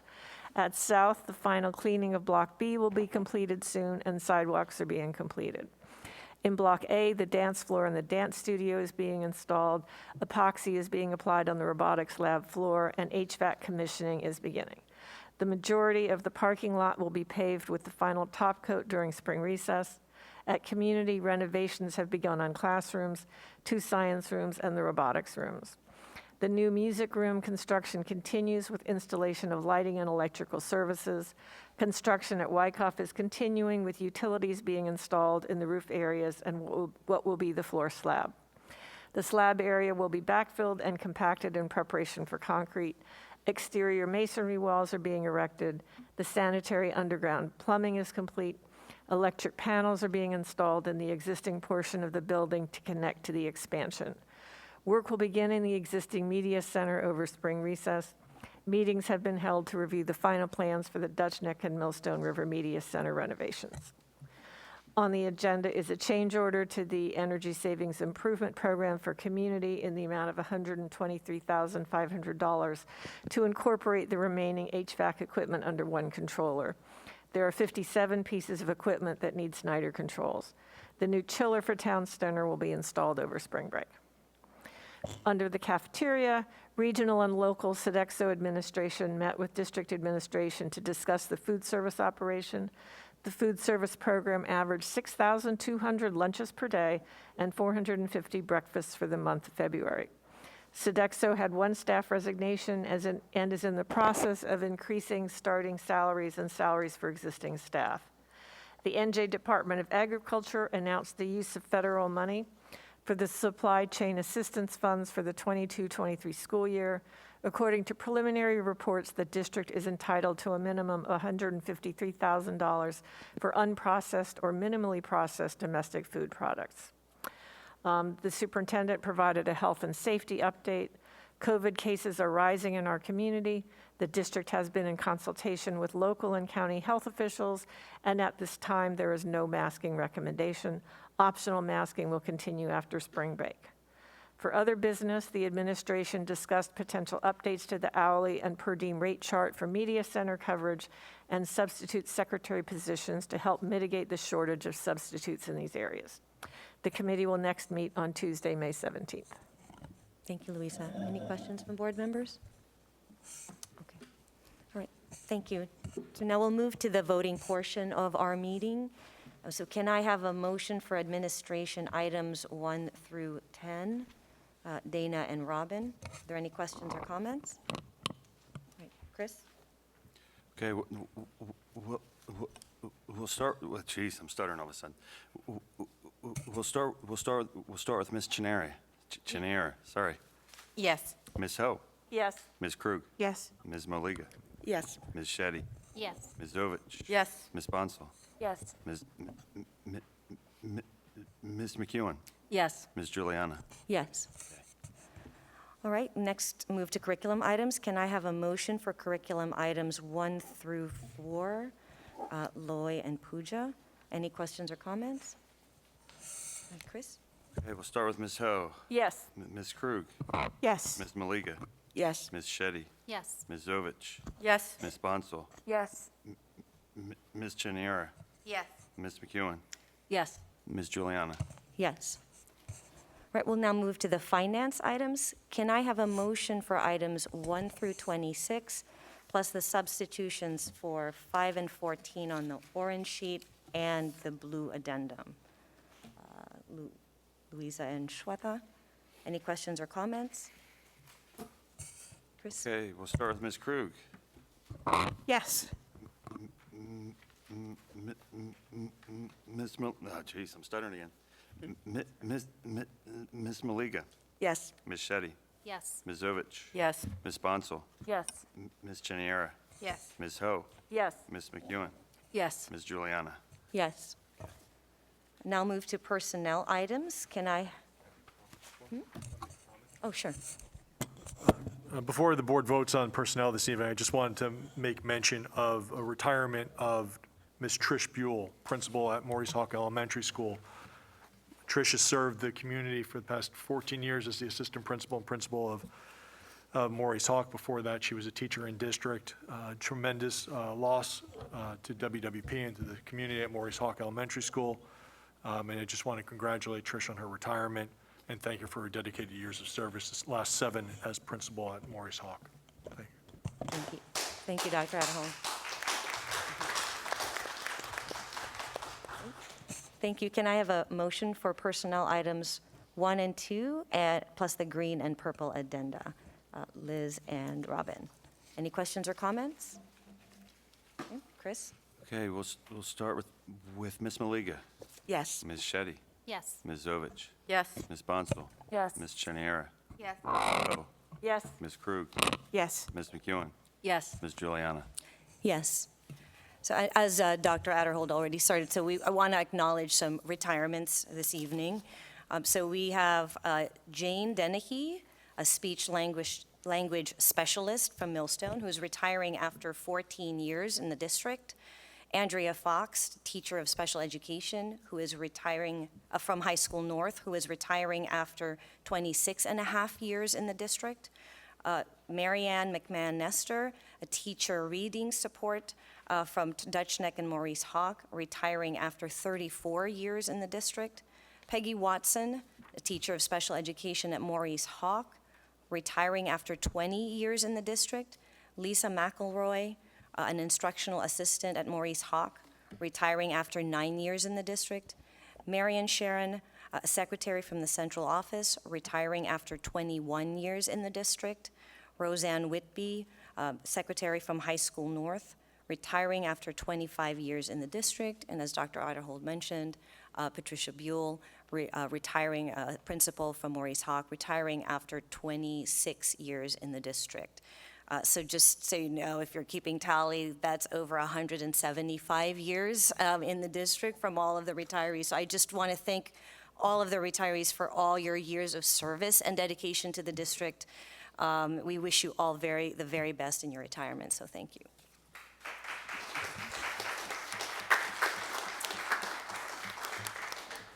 Okay. So now can I get approval of the Board of Ed minutes for March 15th and March 29th? Can I have a motion? Liz and Shweta. All those in favor say aye. Aye. Any abstentions? Okay. So are there any board liaison reports? Any new business? All right. So that takes us to our second opportunity for public comments. The board invites comments from members of our community who are present. Each participant is asked to give his or her name and address prior to making a statement, which will be limited to 3 minutes in accordance with Board Policy 0167. All statements shall be directed to the presiding officer. This public comment period shall be limited to 15 minutes. Do we have any comments?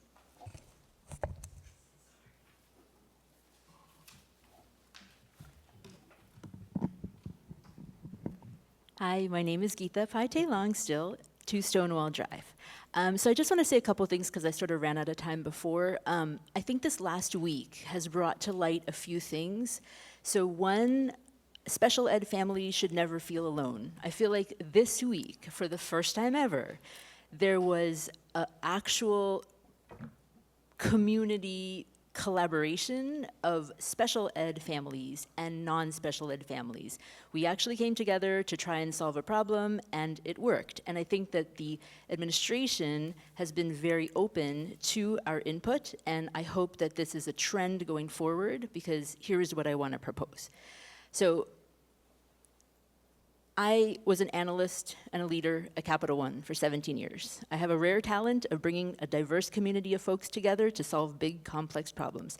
I'm not trying to be egotistical here, and I'm not like trying to boast or anything, but I would like to offer my pro bono services to the district. So I have the ability to analyze big, complex problems. I have the ability to interview a broad range of stakeholders with a broad range of varying and contradicting requirements, because I think that's what we're facing here. We have staff, we have administration, we have stakeholders of all different shapes and sizes in our student community, including general ed, not like special ed. We have the lawyers, as we see. We have 2 lawyers that very much disagree on what least restrictive environment means.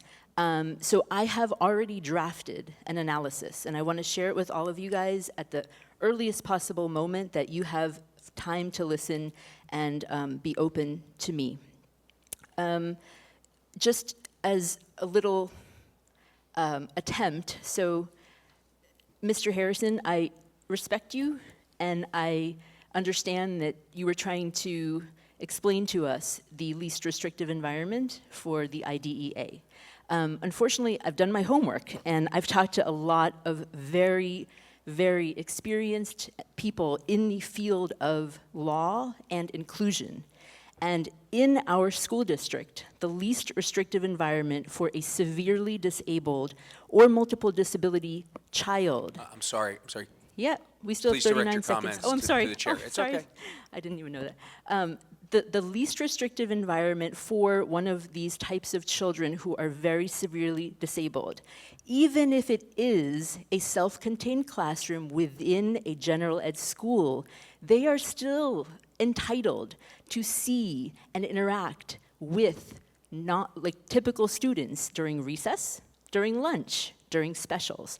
They are allowed to have children smile at them, to just have kids look at them or come wave at them. I've heard from parents of these very severely disabled children that you all sometimes are mentioning are not able to speak, that this is important and it helps them grow and develop and learn and feel loved.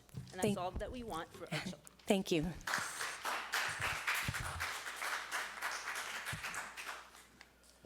I'm Alok Anand from 10 Ginny Lane, and I'm talking for my 7-year-old daughter, Shania. So first thing is just acknowledge, listening to the comments from the lawyer from the special needs. First thing, when there is a problem, right, is an acknowledgement. What we were taught by the lecture is, oh, he was debating law here.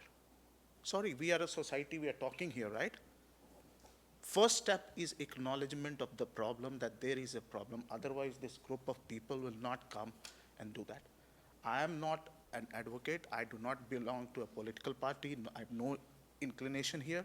I come here for my child. And everyone sitting here, you see here, they are here for the child. Now, continuing from what I was mentioning before, there are school districts here, just neighboring school district, Princeton, Hopewell, where the special need kids go in the same classes with support. They need support. They go to some classes, but they go to in the classes, and those school districts are inclusive. Here, it's opposite is happening.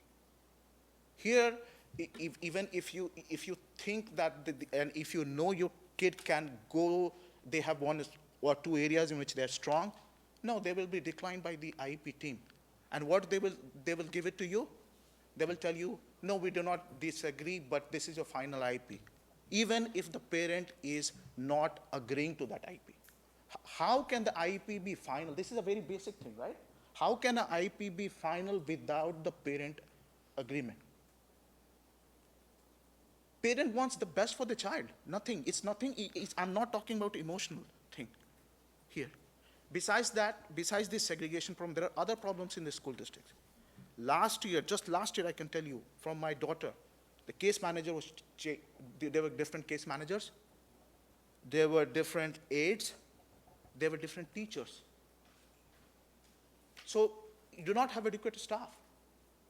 And then when I look at the IEP goals, what I see is 80% of the goals, I can tell you, because I'm engaged in I'm concerned about my daughter, I'm engaged in that, 80% of the goals she already is there. So deliberately, there's a goal setting which is low. It's easy to paint a rosy picture that everything is working fine, right? And this is not happening right. So the point is very simple. My request, very humble request is, and I'm here for a solution, is that bringing the independent experts, people here are more knowledgeable than me. I'm not I'm just a parent, right? Bringing the independent expert, form a committee, solve this situation. We cannot allow our students, these kids, to fail. Thank you, Right now, what is happening is a perfect recipe for failure. And I'm worried about not only my kids, all the kids who are here, special needs kids who are in this school district. Thank you. Thank you, sir.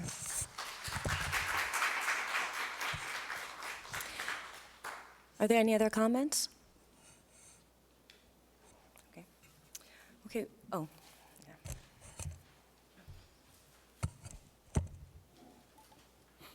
Kathleen Moriarty, 8 Taunton Court, West Windsor.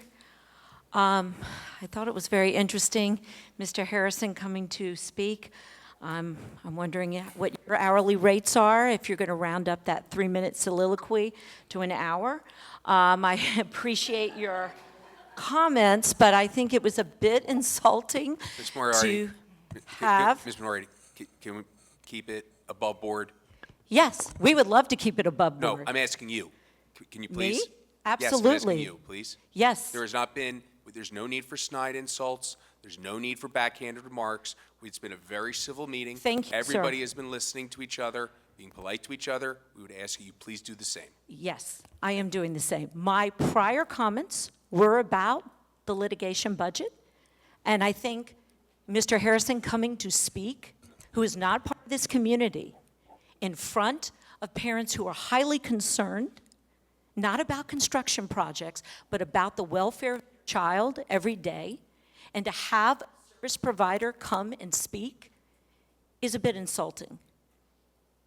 And I think it needs to be understood that there are differences in the interpretation of laws. SEPSA has had Disability Rights New Jersey come and speak to it on several occasions to talk about trends in the state and nationally on special education laws and regulations.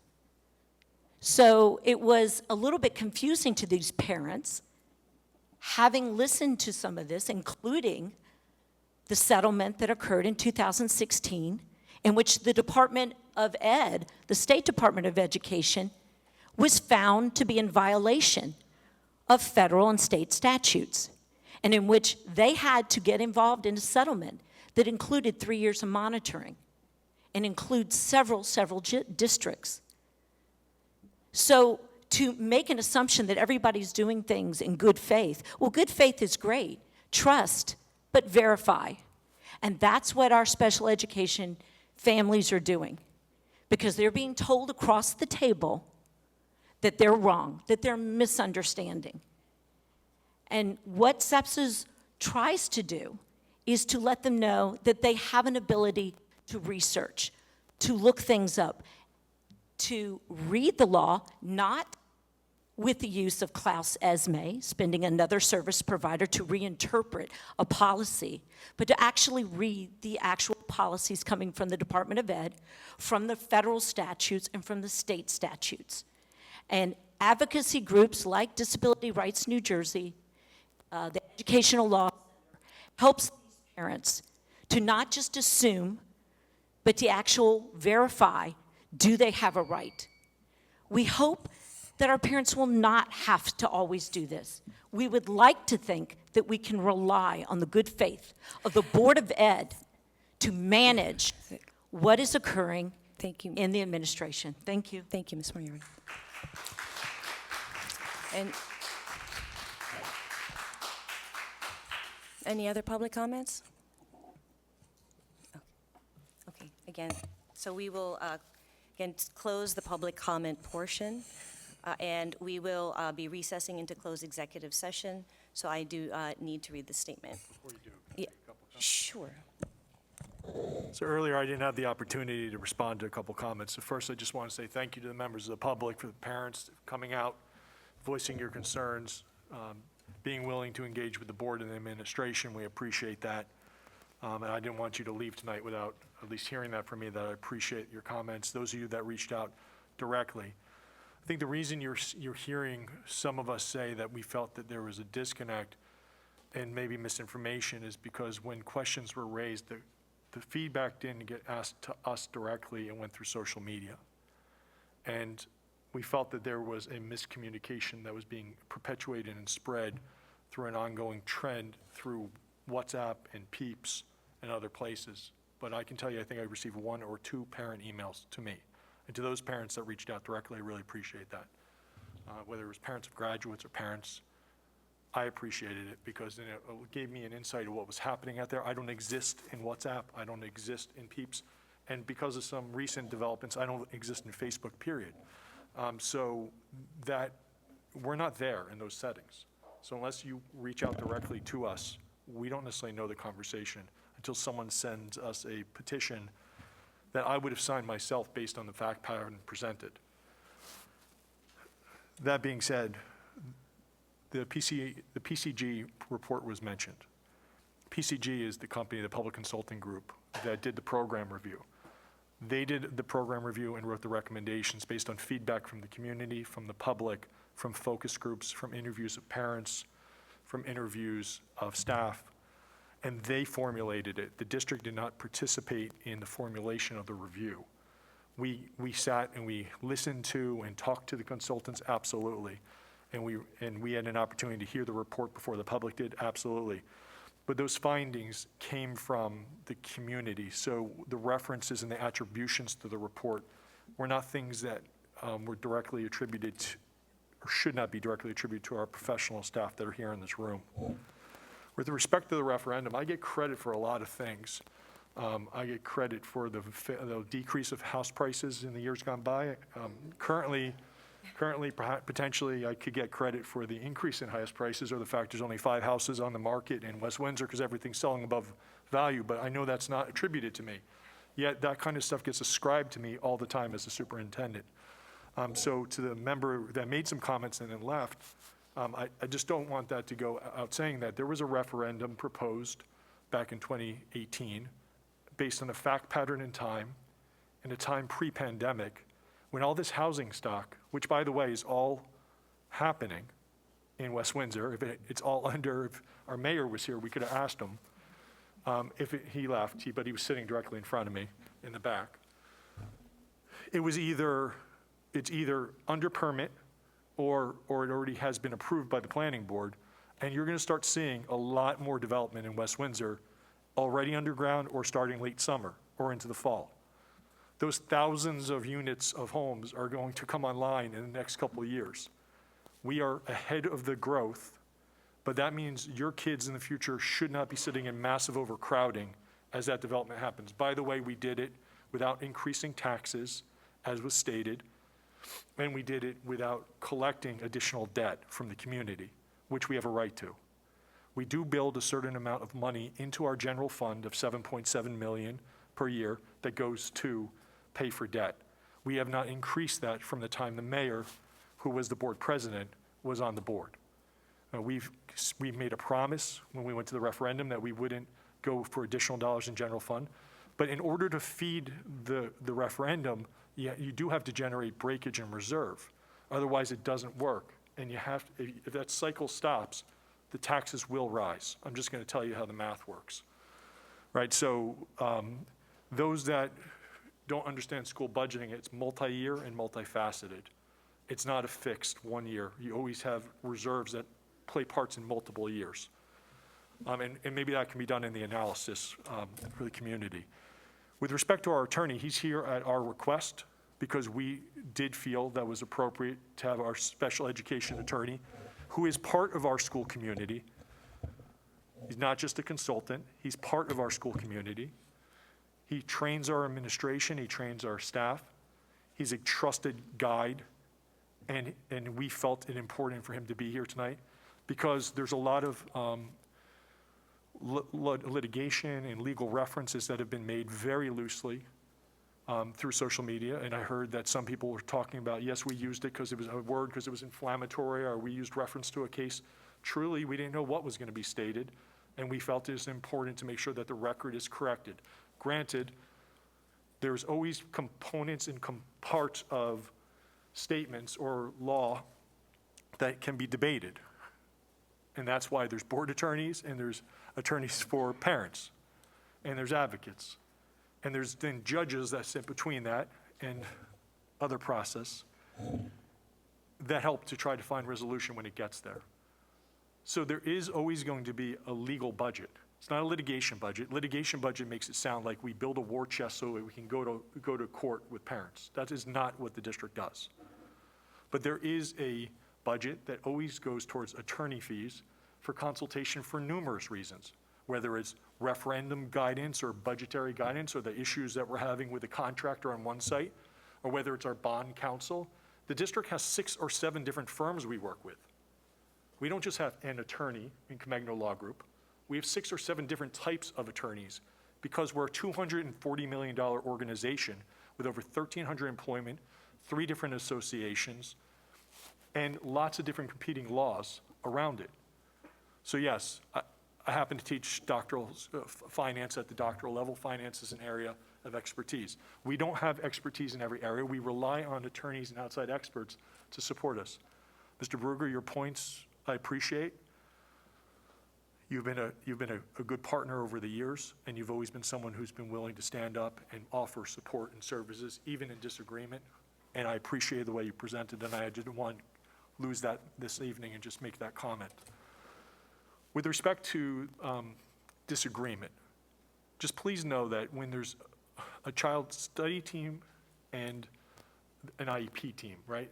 An IEP team represents other individuals, including the parent. But when those meetings come to a point where maybe resolution's not there, ultimately an IEP is presented. And then there's a process for a parent to either accept or go through a process of disagreement.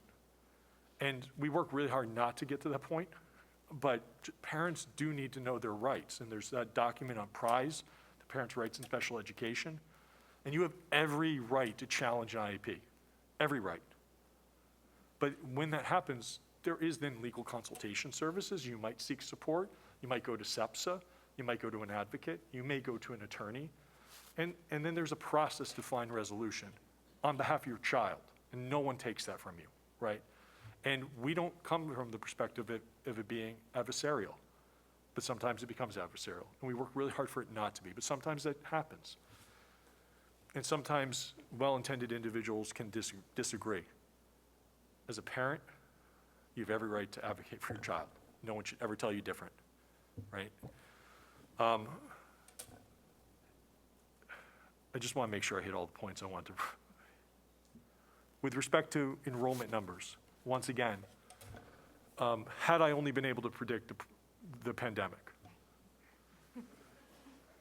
you know, and I guess I should apologize to the community for failure to predict the pandemic, because we have seen major changes. Now, if you want to go back to Victoria Newell, which is a great reference, Victoria left the district in 2009, June of 2009. There have been some factor changes that have impacted our school community. There have been things that happened in the greater macro politics of our nation that have impacted individuals wanting to come to the United States. And there's been a pandemic that has definitely stopped international travel for a period of time. And yes, our numbers have decreased. In pre-pandemic, we were still holding around 9,500. So in fairness, yes, we had some decrease in numbers, but it's truly the last 2.5 school years that we've seen the most significant decrease in our enrollment. And to me, that's directly attributed to enrollment. And I know for a fact what's happening at our elementary schools with enrollment. I hope that reverses course. I trust it will reverse course, and I trust our public will come back as our community grows and the geopolitical landscape shifts with respect to international travel, enrollment, and I'm sure once the housing market hits and new units come online, individuals will move into a community that values education. Because if I was watching this meeting, I would look at it and go, why move to WWP? But we provide an outstanding educational opportunity. And I know that at times there's disagreements in program and process and experience. But I would defy parents to say that the school system is not an excellent system that can always reflect upon and improve, but that we work hard on behalf of our children and our staff. So the disagreement can be at me, but when we talk about the teacher, it's often, but I love my kid's teacher. Our teachers are outstanding. Our principals and our counselors and our child study team care deeply about your children. And I believe the parents in the audience know that. So the public disagreement, let's not lose faith in the professionals that serve your children each and every day. And our goal is, I believe, mutual, and that we want to see an improved opportunity for all kids. And with that, I would just say thank you for being here this evening. Thank you, Dr. Adderhold. Okay, so again, I will read this statement since we will need to go into closed executive session. So whereas the Open Public Meetings Act authorizes boards of education to meet in executive session under certain circumstances, whereas the Open Public Meetings Act requires the board to adopt a resolution at a public meeting to go into private session, now therefore be it resolved by the West Windsor-Plainsboro Regional School District Board of Education that it is necessary to meet in executive session to discuss certain items involving personnel and student matters, WWPSA negotiations, superintendent evaluation process, and a HIB review. Be it further resolved that any discussion held by the board, which need not remain confidential, will be made public as soon as feasible. The minutes of the executive session will not be disclosed until the need for confidentiality no longer exists. Be it further resolved that the board will not return to open session to conduct business at the conclusion of the executive session. Can I have we will now adjourn to closed session. Can I have a motion to do that? Liz and Louisa. All those in favor say aye. Aye. Thank you. Thank you again, everyone, for coming out. We really appreciate it. Thank you.